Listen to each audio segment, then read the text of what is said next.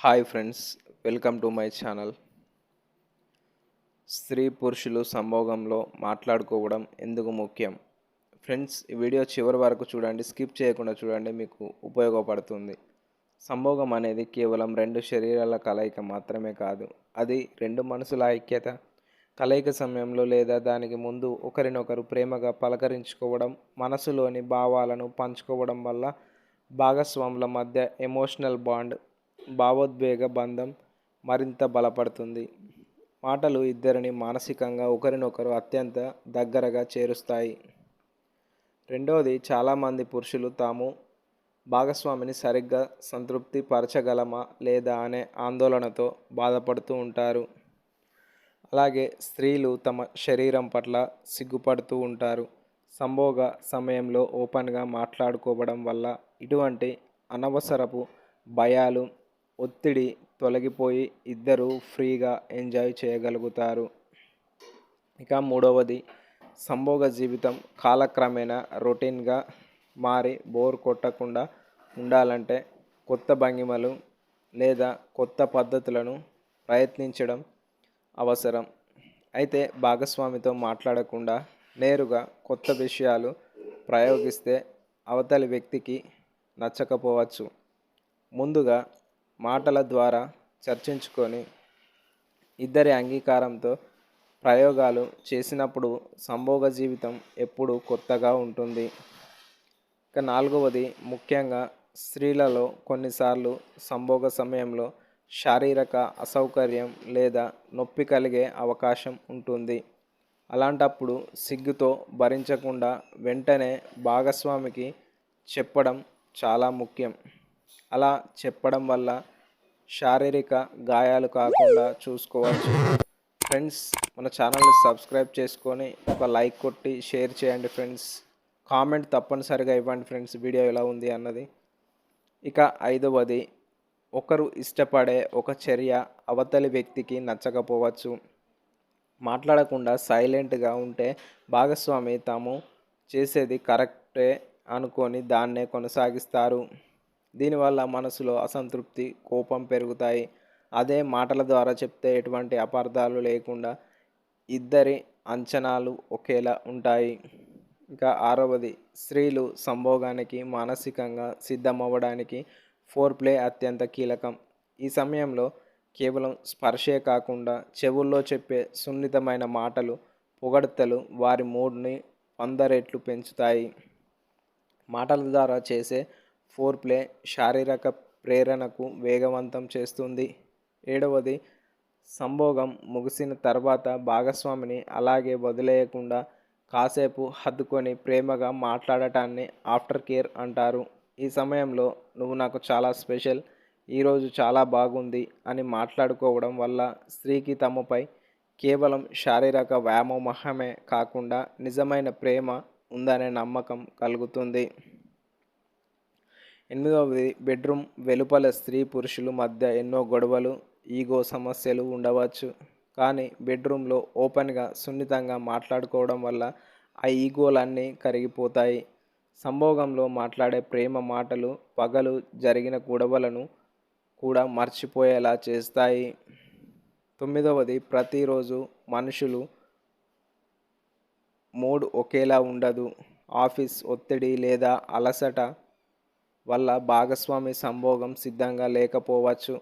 బలవంతం చేయకుండా ఈరోజు నీకు మూడ్ లేదా నువ్వు అలసిపోయావా అని అడిగి తెలుసుకోవడం వల్ల స్త్రీ పట్ల మనకున్న కేరింగ్, రక్షణ, శ్రద్ధ వ్యక్తమవుతుంది.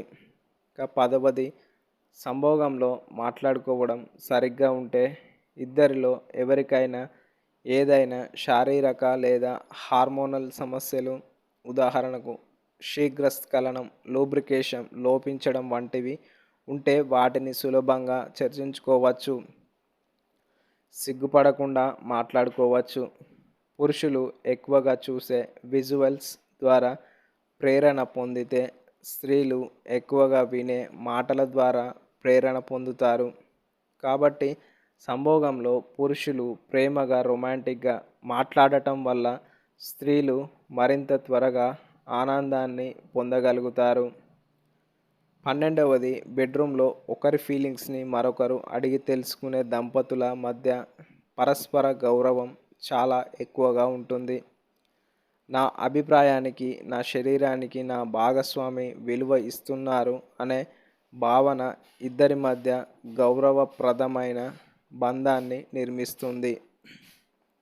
13వది సంభోగం సమయంలో సున్నితమైన రొమాంటిక్ మాటలు మాట్లాడటం.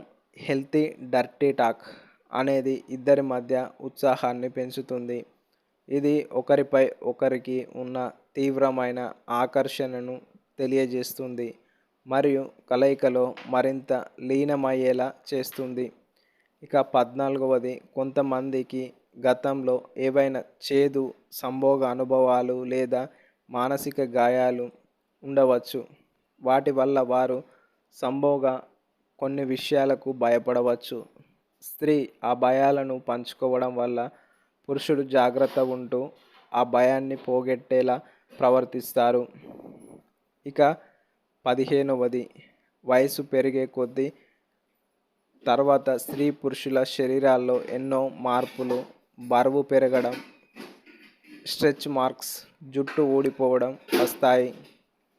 దీనివల్ల వారు సంభోగానికి వెనకాడవచ్చు. అటువంటప్పుడు నువ్వు ఎలా ఉన్నా నాకు అందంగానే ఉన్నావు అని మాట్లాడటం వల్ల వారిలో కాన్ఫిడెన్స్ పెరుగుతుంది. ఇక 16వది ప్రతి ఒక్కరికి మనసులో కొన్ని రొమాంటిక్ ఊహలు లేదా ఫాంటసీలు ఉంటాయి. వాటిని భాగస్వామితో పంచుకోవడం వల్ల వీలైతే వాటిని నిజం చేసుకునే అవకాశం లభిస్తుంది. దీనివల్ల సంభోగం జీవితంలో ఎప్పుడూ ఒక కొత్త ఎక్సైట్మెంట్తో ఉంటుంది. 17వది బెడ్రూమ్లో సైలెన్స్గా ఉండడం అనేది సంభోగాన్ని ఒక డ్యూటీలా లేదా యాంత్రిక ప్రక్రియలా మారుస్తుంది. మాటలు ఆ నిశ్శబ్దాన్ని బద్దలు కొట్టి అక్కడ ఒక సంతోషకరమైన, ఉల్లాసభరితమైన వాతావరణాన్ని సృష్టిస్తాయి. ఇక 18వది సంభోగంలో ఏ భంగిమలో ఎక్కువ సేపు ఉండగలరు, ఏది త్వరగా అలసటను కలిగిస్తుంది వంటి విషయాలు మాట్లాడుకోవడం వల్ల ఇద్దరికీ సౌకర్యంగా ఉండేలా ప్లాన్ చేసుకోవచ్చు. ఇది ఎనర్జీని ఆదా చేసి తృప్తిని పెంచుతుంది. 19వది చాలామంది స్త్రీలు తమకు క్లైమాక్స్ ఆర్గామ్స్ కలిగిందో లేదో బయటకు చెప్పరు. పురుషులు కూడా దాని గురించి అడగరు. కానీ నువ్వు సంతృప్తి చెందావా అని అడగడం, లేదా స్త్రీలు నేను చాలా హ్యాపీగా ఉన్నాను అని చెప్పడం వల్ల ఒకరికొకరు సంపూర్ణ సంతృప్తి కలిగిందనే నిశ్చింత లభిస్తుంది. ఇక 20వది బెడ్రూమ్లో ఓపెన్గా మాట్లాడేటప్పుడు భాగస్వామి చెప్పే కోరికలను లేదా ఇష్టాలను తప్పుగా అర్థం చేసుకోకూడదు. వారు తమ మనసులోని మాటలను నమ్మి చెప్పారు కాబట్టి దాన్ని గౌరవించడం వల్ల వారి మధ్య ఓపెనెస్ ఎప్పటికీ అలాగే ఉంటుంది. చివరిగా వయసు పైబడిన తర్వాత శారీరక సంభోగం తగ్గవచ్చు. కానీ యువ వయసులో మాటల ద్వారా ఏర్పరచుకున్న ఆ బంధం, ఆత్మీయత జీవితాంతం తోడుగా ఉంటాయి. సంభోగం మాటలు నేర్చుకున్న దంపతులు వృద్ధాప్యంలో కూడా అత్యంత సంతోషకరమైన జంటగా నిలుస్తారు. ధన్యవాదాలు. మా ఛానల్ను సబ్స్క్రైబ్ చేసి, కామెంట్ చేసి, లైక్ చేయండి.